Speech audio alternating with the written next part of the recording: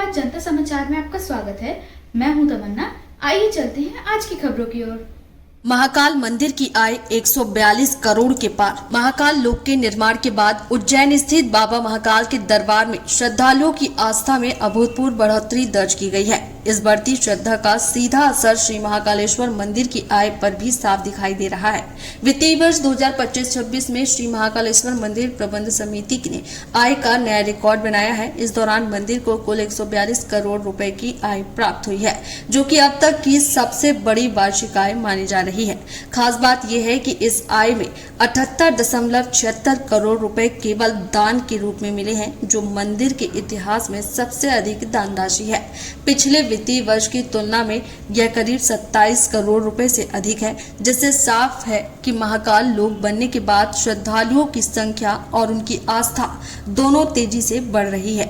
मंदिर को सिर्फ नगद दान ही नहीं मिला, बल्कि श्रद्धालुओं ने करोड़ों रुपए मूल्य के सोने चांदी के आभूषण भी अर्जित किए हैं। इससे मंदिर के कुल आय में और बढ़ोतरी हुई है। बाबा महाकाल के प्रति भक्तों की भक्ति का अंदाजा इसी बात से लगाया जा सकता है कि वे बड़ी संख्या में मंदिर पहुंच रहे हैं और खुले दिल से दान कर रहे हैं। जानकारी के मुताबिक महाकाल लोक के निर्माण के बाद मंदिर में श्रद्धालुओं की संख्या लगातार बढ़ रही है। 11 अक्टूबर 2022 को महाकाल लोक का लोकार्पण हुआ था, जिसके बाद से महाकाल मंदिर देश भर के श्रद्धालुओं के लिए और अधिक आकर्षण का केंद्र बन गया।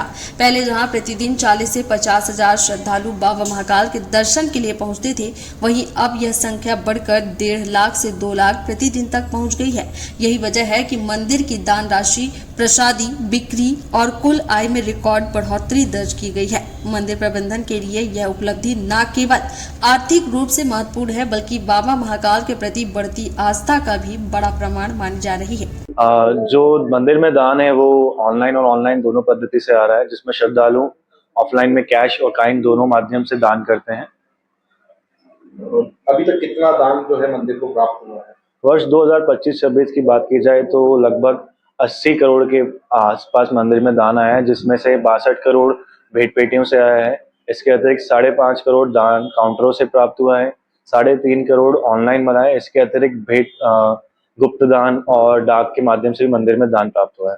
जब दान के समय किस तरीके की जो पारदर्शिता है वो रहती है और क्या क्या सुरक्षा व्यवस्था है जब काउंटिंग होती है तब की जाती है?